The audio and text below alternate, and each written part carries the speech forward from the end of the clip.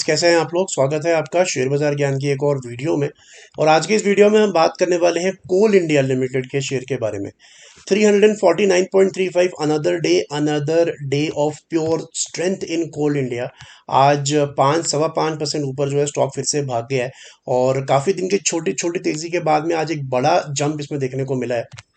तो जो starting reason है इस बढ़त का, दैट इज़ द रिजल्ट्स आए, रिजल्ट्स बहुत अच्छे आए। लेकिन साथ ही साथ में रिजल्ट्स के अलावा एक और रीज़न भी है जिसकी वजह से कोल इंडिया आज भागा है। तो अगर आप लोग चैनल पे नए हो तो आप चैनल को प्लीज़ सब्सक्राइब कीजिए। मैं उस वजह के बारे में भी डिस्कशन करूंगा, वैल्यूएशन के बारे में भी डिस्कस करूंगा और कोल इंडिया के फ्यूचर के बारे में भी हम बात करेंगे। तो अगर आप लोग चैनल पे नए हो तो आप चैनल को प्लीज़ सब्सक्राइब कीजिए ताकि रोज़ आने वाली जो वीडियोज़ हैं वो आपको लगातार मिलती रहें। तो शुरुआत करेंगे रिजल्ट से। तो रिजल्ट्स के अंदर में जो बॉटम लाइन है वो बहुत ही इंप्रूव्ड आई है एज कम्पेयर टू लास्ट सितंबर। 6,800 करोड़ का प्रॉफिट इन्होंने पोस्ट किया है as compared to 6,000 crore last सितंबर। तो ऑलमोस्ट वहाँ से 14-15% का बढ़त है। हर चीज़ में इंप्रूवमेंट है। ऑपरेटिंग प्रॉफिट मार्जिन भी 1% से इंप्रूव हुआ है, 24% से बढ़ के 25% हुआ है। सेल्स भी 29,000 से बढ़ के 32,000 हुआ है। और कोल इंडिया का बेसिकली जो गोल है ना हर साल का, और इनका प्रोडक्शन का जो गोल होता है उसको वेरी वेल मीट कर रही है कंपनी। और बिक भी रहा है कोल, तो इसकी वजह से इनको इनकम भी अच्छी हो रही है। Is very simple. वैल्यूएशंस के भी लिहाज से अगर हम बात करें तो it is not over valued, it is still under valued. 11 का पी मल्टीपल आमतौर पे मिलता है कोल इंडिया को हिस्टोरिकली। अभी 7-7.5 का पी मल्टीपल चल रहा है। तो यहाँ से भी अभी और अच्छी तेज़ी इसके अंदर बन सकती है। जो दूसरा रीज़न है इसका बढ़ने का कि रिजल्ट के बाद में ना कुछ अहम ब्रोकरेजेस हैं जैसे कि जेफरीज इंडिया और मोतीलाल ओसवाल, इन्होंने अपना जो टारगेट है वो बढ़ा दिया। जेफरीज ने पहले जो था होल्ड का इनको कैटेगरी में रखा था, फिर बाय में कर दिया है और अपना टारगेट प्राइस जो इन्होंने 385 रुपीज़ रखा है। इससे भी एक सेंटिमेंट बूस्ट होता है। एंड एज आई सेड कि it's not Jefferies alone, Motilal Oswal ने भी इन्होंने अपना टारगेट जो है 323 रुपये से बढ़ा के 400 रुपये के ऊपर कर दिया। सो that also adds a sentiment boost. So it is a clear reaction of the results, जो कि एक अच्छा रिएक्शन है। और मुझे नहीं लगता कि कोल इंडिया में कोई वैल्यूएशंस का इशू है या कुछ भी और प्रॉब्लम है। खाली एक बात इसके अंदर में ये ज़रूर है कि कोल इंडिया जो 350 पे चल रहा है ना, ये फर्स्ट टाइम 350 पे नहीं आया है। It is not an all time high. इसका अगर आप चार्ट बड़ा करके देखोगे तो you will see that not long back but 7-8 साल पहले कोल इंडिया 440-450 के लेवल 2-3 बार छू चुका है।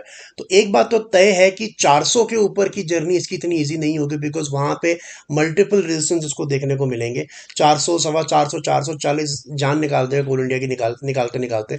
बट कोल इंडिया को फिर भी लिया जा सकता है बिकॉज इसका डिविडेंड यील्ड अच्छा है। इस लेवल पे भी 7% आपको हर साल का सिर्फ डिविडेंड ही दे देते हैं ये historically. So that also adds an advantage to you as an investor. एक बात इसके अंदर में आपको ध्यान में रखनी पड़ेगी कि कोल इंडिया में जिस तेजी से बढ़त आ रही है ना, it has to stop at some time. Because जितने भी वीक हैंड्स हैं वो निकलेंगे और अपना प्रॉफिट बुक करेंगे। तो यहाँ से आपको बहुत स्मार्टली अपना स्टॉप लॉस जो है वो मैनिपुलेट करना है एंड आपको वो मैनेज करना है। बहुत सिंपल टेक्निक है स्टॉप लॉस की कि जब भी रैली होती है, when ever there is a red candle followed by 2 green candles, तो उसके नीचे आपको अपना स्टॉप लॉस लगा देना है। जैसे हम देख रहे हैं अगस्त के अंदर में, यहाँ पे जो मैं आपको हाईलाइट करके दिखा रहा हूँ सितंबर के अंदर में, तो अराउंड 275 हो द फर्स्ट स्टॉप लॉस जो आपको देखने को मिला।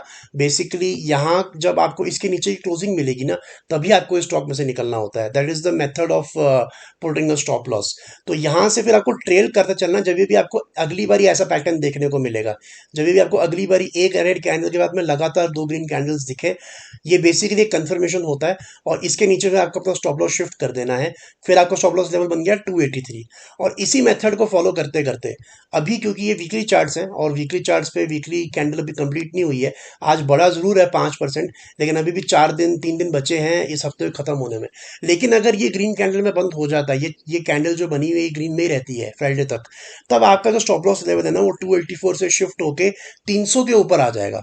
और ये बहुत ही कंफर्टेबल स्टॉप लॉस एक बन जाएगा एंड इसके लो के नीचे स्टॉप लॉस आपने लगाना है। And this is the level of 305। 305 300 का आप स्टॉप लॉस लगा के आराम से बैठो कोल इंडिया इंडिया में, बिकॉज एज आई सेड अभी आगे की जर्नी इतनी स्मूथ नहीं होगी जितनी अभी तक रही है। बिकॉज स्टॉक पहले 200-250 रुपए का था, अब ये बढ़ गया है 350 पे, लेकिन एज आई सेड ये पहले भी लेवल्स पे गया हुआ है। So there will be some profit booking, there will be some pressure at some point of time.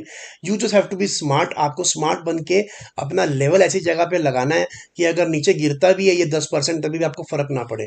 तो अभी 350 पे चल रहा है, आप स्टॉप लॉस 305 पे लगाओ, 305 के नीचे क्लोजिंग देगा अगर ये वीकली, वीकली क्लोजिंग की बात कर रहा हूँ मैं, एक दिन की क्लोजिंग नहीं, हफ्ता अगर ये 305 के नीचे बंद देता है तभी इसका चार्ट खराब होगा। बट फिलहाल लगता नहीं है, जिस तरीके के रिजल्ट्स आए हैं, जिस तरीके का चार्ट पैटर्न है, I think it is headed towards 400 well and truly. लेकिन एज आई सेड जो जर्नी है वो थोड़ी सी ज़्यादा चैलेंजिंग होगी आगे की as compared to right now. तो दोस्तों ये था मेरा आज का video on Coal India. I hope आपको लॉजिक और लेवल्स और रिजल्ट्स जो है वो समझ में आ गए। कोई सवाल है आपका तो आप कमेंट सेक्शन में डाल सकते हैं। मैं मिलूंगा आपसे अपनी अगली वीडियो में, तब तक आप अपना ख्याल रखें। All the best guys.